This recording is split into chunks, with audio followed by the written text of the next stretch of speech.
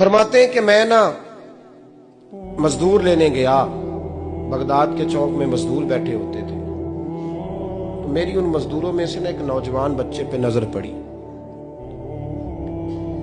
बड़ा कमजोर सा वजूद था, लेकिन चेहरे पर इबादत का निशान था। माथा बताता था कि नमाज का बड़ा ख्याल रखता है। मैं उसके करीब गया।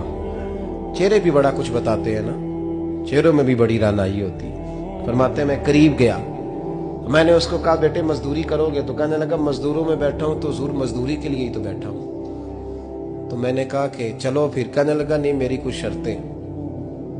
मैंने कहा बताओ? कहने लगा पहली शर्त यह है कि लोग 4 दिनार दिहाड़ी लेते हैं, मैं 3 दिनार लूंगा। मैंने कहा यार भाई तो बड़ी बेहतरीन है, बाकी भी इस तरह की रख ले। उसने कहा हुजूर दूसरी शर्त यह है कि मैं आपकी मुकम्मल बात मानूंगा, लेकिन जब अजान हो जाएगी फिर आपकी नहीं सुनूंगा। तीसरी बात उसने ये की कि हुजूर मैं आपके घर में काम करूंगा पर आपके किसी सवाल का जवाब नहीं दूंगा। कहते मैंने कहा यार तू बड़ा अजीब है, शर्तें तो मालिकों की होती हैं।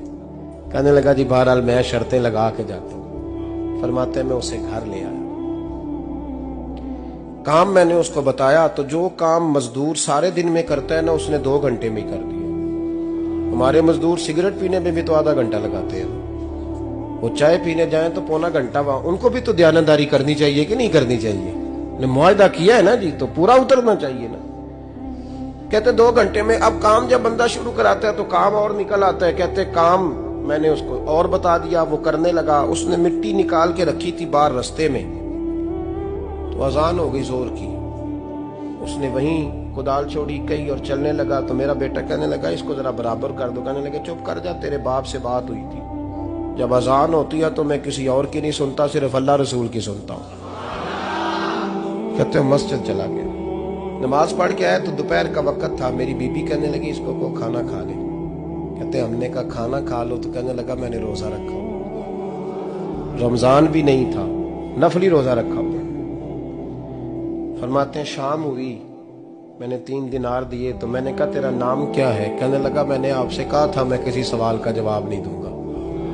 कहते वो चला गया। अगले दिन मैं फिर लेने गया उसे, काम कुछ और निकल आए, तो लोगों ने बताया वो सिर्फ हफ्ते वाले दिन आता है। मैंने कहा क्यों? कहने लगे जी वो कहता है मेरा हफ्ते का खर्चा 3 दिनार है, जब 3 दिनार कमा लेता हूं तो बाकी सारा टाइम अल्लाह रसूल की जिक्र में गुजार दिया करता हूं। फरमाते हैं जी अगले हफ्ते मैं फिर लेने गया। मैंने पूरा हफ्ता इंतजार किया कि काम उसी से कराना है। मैं जब गया तो मैंने कहा चलो। कहने लगा मेरी शर्तें याद है ना? और मैंने कहा याद है भाई, साथ चल।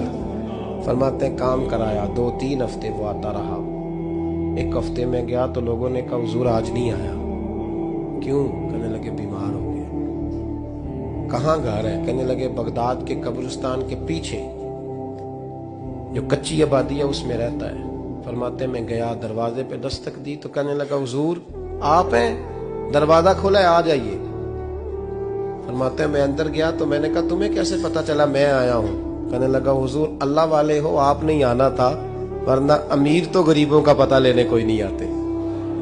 कहते मैं करीब गया तो कहने लगा मैं आपका इंतजार कर रहा था, तेज बुखार है, तप रहा। जेब से कुछ पैसे निकाले, कहने लगा ये पैसे रखने। एक अंगूठी निकाली, कहने लगा हुजूर आज रात को मेरा इंतकाल हो जाएगा, इन पैसों का कफन खरीद के सुबह जनाजा पढ़ के मुझे दफन कर देना, और जब दफन करो तो ये अंगूठी लेके असर के बाद हारून रशीद के पास जाना। आप उसे कहना मैंने मिलना है, पर वो आपको टाइम नहीं देगा। आप उसको आवाज दीजिएगा कि तेरी एक अमानत है मेरे पास। फिर वो आपसे मिलेगा तो अंगूठी दे दें, फिर आप मेरी तरफ से फारिग हैं। हजरत फरमाने लगे तेरा नाम? और कहने लगा हुजूर वक्त थोड़ा है, आज रात मैंने जाना है, बड़ी लंबी माफी मांगनी है रब करीम से, अगर मुनासिब समझे तो मुझे अपने रब से तन्हाई कर देने। फरमाते मैं आ गया, पर उसकी बातों ने मुझे सारी रात सोने नहीं दिया। फरमाते सुबह बड़ी मुश्किल से सूरज निकला, मैं गया, दरवाजे पे हाथ रखा तो दरवाजा खुला हुआ था। अंदर दाखिल हुआ तो खुशबुएं मेरा इस्तकबाल कर रही थी। जब चेहरे से कपड़ा हटाया तो उसका तो इंतकाल हो चुका। इंतकाल हो चुका है, ऐसे है जैसे किसी का दीदार करके सोया। कहते मैं तो 2 आदमी ले गया था जनाजे पे, पर पता नहीं दुनिया किधर किधर से आई, कहां कहां से। अखां जदों मीटियां जमाना मैनू रोवेगा, अपना ते अपना बेगाना मैनू रोवेगा। फरमाते हैं मैं तो 2 बंदे ले गया था, पर पता नहीं मखलूक कहां कहां से आई। जनाजा पड़ा, दफन किया। हारून रशीद के पास में असर के बाद गया, मैंने बुलाना चाहा पर बादशाह था, मेरी तरफ देखा ही नहीं। मैंने उसको कहा तेरी एक अमानत मेरे पास है। फरमाते हैं वो मुझे कोने पे ले गया, क्या बात है, कमरे में बुलाया, मैंने अंगूठी दी। हारून रशीद तो चीखे मारने लगा, कहने लगा अंगूठी वाला कहाँ है? मैंने कहा वो तो इंतकाल कर गया। कहने लगा मुझे कब्र पे ले चल। कहते मैं कब्र पे लाया तो वो लेट गया, तड़प के रोने लगा। मैंने कहा मेरा कलेजा फट जाएगा, ना उसने कुछ बताया ना तूने बताया, ये कौन था? तो हारून रशीद कहने लगा ये मेरा बेटा था। मैंने कहा तेरा बेटा और मजदूर? कहने लगा हुजूर ये हजरत दाऊद ताई के पास बैठा करता था, उनका मुरीद था, मुझे रोज कहता था अब्बा तूने बड़ी दुनिया इकट्ठी कर ली है, मरते वक्त तुझसे टांगे समेटी नहीं जाएंगी, इतना हिसाब नहीं तू दे सकेगा। मैं इसको समझा देता, इसकी अम्मा समझा देती। ये रोज हमें कहता छोड़ दो, आ जाओ अल्लाह रसूल की बारगाह में झुक जाएं।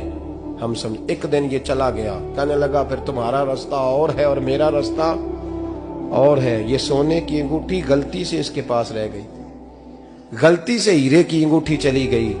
कहने लगा देखो मेरे बेटे ने आज वो भी वापस कर दी है। फिर तड़प के कहने लगा हारून रशीद था तो ये मेरा बेटा, पर मेरा मुर्शद निकला, मेरा पीर निकला। भाई जिंदगी तो बड़ी थोड़ी है ना। बाबा साहब ने कहा था उठ फरीदा सुत्या, और दाढ़ी आ गया ही पूर, अग्गा नेड़े आ गया, पिछा रह गया ही दूर। उठ फरीदा सुत्या, खलकत वेखन जा।